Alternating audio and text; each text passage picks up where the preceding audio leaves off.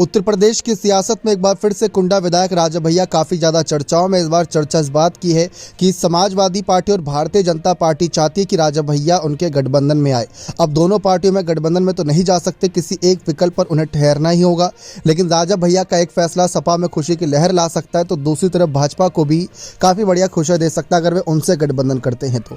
लेकिन ये बात साफ है कि अगर समाजवादी पार्टी को समर्थन करते हैं राज्यसभा चुनाव में रघुराज प्रताप सिंह उर्फ राजा भैया, तो सपा के तीसरे कैंडिडेट की जीत आसान हो जाएगी। और अगर ऐसा नहीं होता है तो राजा भैया अगर बीजेपी को समर्थन करते हैं तो बीजेपी के कैंडिडेट की जीत, 8वें कैंडिडेट की जीत आसान हो जाएगी। लेकिन राजा भैया ने शर्तें रखी हुई है कि भाजपा और अगर सपा से गठबंधन करते हैं तो कुछ शर्तें हो सकती हैं। अगर शर्तों के अनुसार देखा जाए कि मुलाकात की खबरें सामने आई थी कि प्रदेश अध्यक्ष भाजपा की भूपेंद्र चौधरी से मुलाकात हुई थी। राजा भैया के आवास पर मुलाकात की खबरों के बीच सूचना है कि राजा भैया पहले भाजपा से गठबंधन की कोशिश में थे। सूत्रों के अनुसार राजा भैया प्रतापगढ़ और कौशाम्बी सीट मांग रहे थे। हालांकि भाजपा केवल एक सीट कौशाम्बी देने के लिए तैयार थी, लेकिन वो भी अपने सिंबल पर। ऐसे में इस बात पर सहमति नहीं बन पाई। बाद में राजा भैया के नज़दीकी और सपा सरकार में कैबिनेट में साथी रहे अरविंद सिंह गोप संदेश अखिलेश यादव के पास लेकर पहुंचे और मध्यस्थता के अखिलेश को मनाने समझाने के बाद सपा प्रमुख तैयार हुए और फिर अपने प्रदेश अध्यक्ष को भेजा। नरेश पटेल ने राजा भैया के पास इस शर्त के साथ गए कि अगर वह राज्यसभा में समर्थन करते हैं तो उन्हें एक सीट मिलेगी। जी हाँ, ये बात साफ है कि अगर सपा का समर्थन करते तो उन्हें एक सीट मिलेगी। लेकिन अब राजा भैया के सामने बीजेपी ने भी यही चुनौती रख दी है कि अगर वो उन्हें समर्थन करते हैं तो एक सीट मिलेगी, वो भी कौशाम्बी।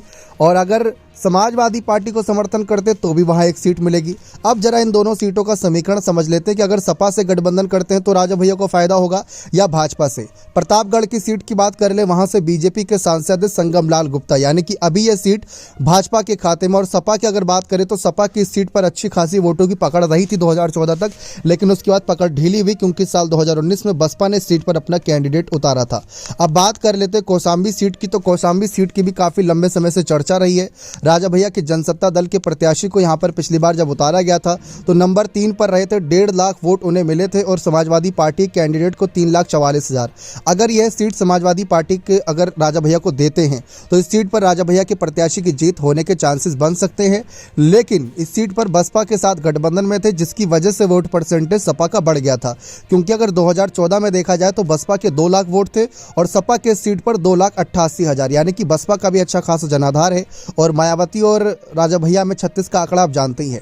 तो इस सीट पर कौशाम्बी सीट पर राजा भैया के शैलेंद्र कुमार को उतारा गया था, जिनको 16% तक करीब वोट मिल गए थे। तो यानी कि यह सीट एक लिहाज से देखा जाए सही है। लेकिन अगर हम वही बात करें प्रतापगढ़ सीट की, तो प्रतापगढ़ सीट पर तो 5% ही वोट उनको मिला था, लगभग जमानत जब्त हो गई थी। 1,17,000 वोटों से बीजेपी के संगमलाल गुप्ता की जीत हुई थी और दूसरे नंबर पर बहुजन समाज पार्टी इस सीट पर थी। तो राजा भैया अगर सपा से गठबंधन करते हैं या भाजपा से गठबंधन करते हैं तो लोकसभा चुनाव के नज़रिए से करेंगे, क्योंकि राज्यसभा चुनाव में उन्हें क्या फ़ायदा क्या नुकसान ये तो बात की बात है। लेकिन लोकसभा चुनाव में जनसत्ता दल का वह आगे विस्तार करना चाहते तो अखिलेश के साथ या भाजपा के साथ जाने की शर्तें यही हो सकती हैं कि ये दोनों सीट जिस पर पिछली बार जनसत्ता दल यानी राजा भैया ने कैंडिडेट उतारे थे, इन दोनों सीट पर उन्हें चाहिए पकड़। अब देखा जाए तो भाजपा के लिए ज़्यादा सुदृढ़ है ये सीट, क्योंकि अभी फिलहाल दोनों ही सीट भाजपा के खाते में है। आपको क्या लगता है कि राजा भैया किसकी तरफ जाएंगे, क्या बीजेपी या फिर सपा? राजा भैया ने बयान दिया था कि पिछले 20 सालों से, मतलब 28 साल राजनीति अगर की तो 20 सालों से सपा का उनका अच्छा रिश्ता रहा है, तो सपा के साथ जाना बन सकता है, यानी कि भावनात्मक रूप से।